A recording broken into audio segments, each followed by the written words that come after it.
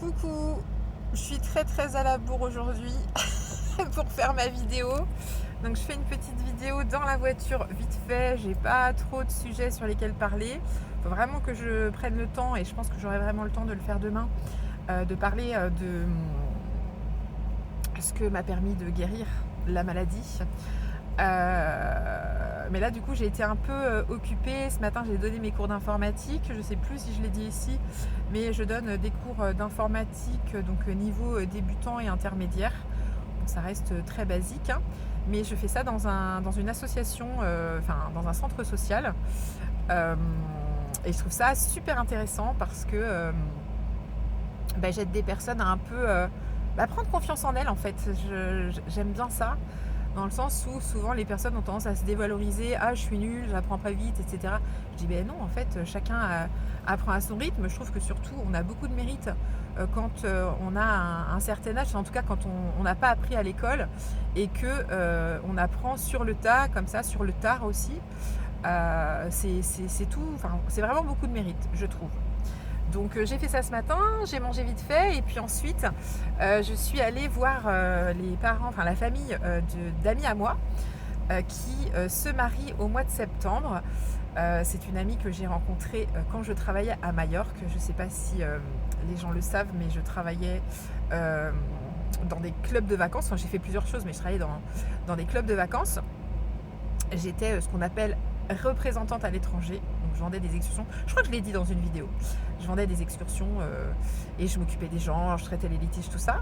Et donc en 2013, j'ai rencontré quelqu'un qui s'appelle Elodie, une fille qui s'appelle Elodie, avec qui je me suis beaucoup entendue. Et il se trouve qu'on habite à une demi-heure l'une de l'autre. Donc voilà, on se côtoie encore aujourd'hui parce qu'on n'habite pas loin. Donc on est resté en contact. Elle s'est mise en couple avec un Mallorquin, quelqu'un qui vient de Majorque, qui est venu maintenant travailler en France. Hein, Tony, il habite là. Et en fait, ils m'ont demandé d'être leur maîtresse de cérémonie laïque. Alors évidemment que je suis flattée qu'on m'ait choisie, mais c'est vrai que c'est beaucoup de responsabilité en fait, parce que c'est quand même pas rien, les échanges de vœux, tout ça. Donc je commence, c'est au mois de septembre, mais ça va me demander quand même pas mal d'organisation, surtout que c'est un mariage en bilingue. C'est aussi pour ça qu'elle a fait appel à moi, parce que quand elle contactait des maîtresses de cérémonie, en fait ils parlent pas espagnol, quoi, et il faut traduire en deux langues, puisqu'il y aura toute la famille de Tony qui est espagnole et la famille d'Elodie qui est française, donc il va falloir faire du franco-espagnol. C'est pas facile parce que pour moi le plus dur à traduire c'est l'humour, parce que évidemment qu'on veut pas un truc un peu trop solennel, il faut évidemment qu'il y ait toujours un petit peu d'humour, et c'est ça qui va être le plus compliqué. En tout cas je suis très contente parce que le rendez-vous d'aujourd'hui c'est super bien passé. Ça me permet aussi un peu de voir de discuter, d'échanger et d'avoir une vision un petit peu plus claire de ce que ça va être. Donc évidemment je ne vais pas en parler ici parce que la petite Maline va peut-être avoir accès à mes vidéos et hors de question qu'elle sache à l'avance tout ce qui se passe. En tout cas voilà, tout l'après-midi a servi à ça. Et ensuite je l'ai retrouvée sur son lieu de travail parce que je n'étais jamais venue la voir sur son lieu de travail. Et voilà, je suis venue lui faire un coucou et de fil en aiguille, on a traîné et donc il est 20h18 et je ne suis toujours pas rentrée chez moi. Là, j'ai une petite demi-heure pour rentrer à la maison.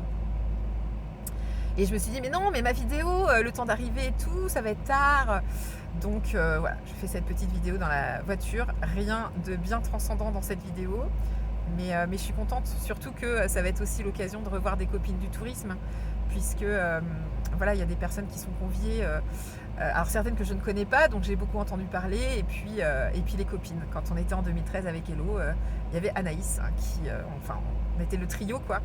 Et je suis très contente de la revoir, puisque Anaïs, je ne l'ai pas revue depuis 2013. Et c'est ça qui est chouette, je trouve, dans le milieu du tourisme, c'est qu'en fait on peut ne pas se voir pendant 10 ans, 15 ans, et en fait quand on se revoit, c'est comme si on s'était quitté la veille. Et ça fait ça aussi avec les très bons amis, hein. Mais c'est vrai que cette petite famille du tourisme, c'est un peu particulier parce qu'en fait, on a vécu un truc que pas tout le monde ne comprend.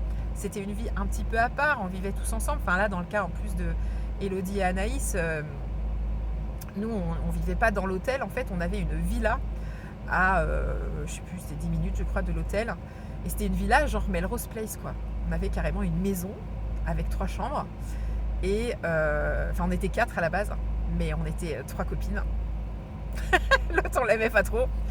Et puis, et puis, et puis voilà quoi. Et il y avait une piscine et tout, et c'était trop génial. Et on a des super souvenirs ensemble, quoi. Donc on est trop contente de se revoir. D'autant plus que le 12 septembre, ce sera aussi les 40 ans d'Anaïs. Donc non, ça va être génial. J'ai trop hâte. Et en même temps, ben, il y a beaucoup de taf d'ici là, beaucoup de choses à préparer, mais même pas peur. Je suis trop contente de le faire pour mes amis et j'espère vraiment qu'ils vont avoir une super cérémonie laïque, un super mariage. Voilà.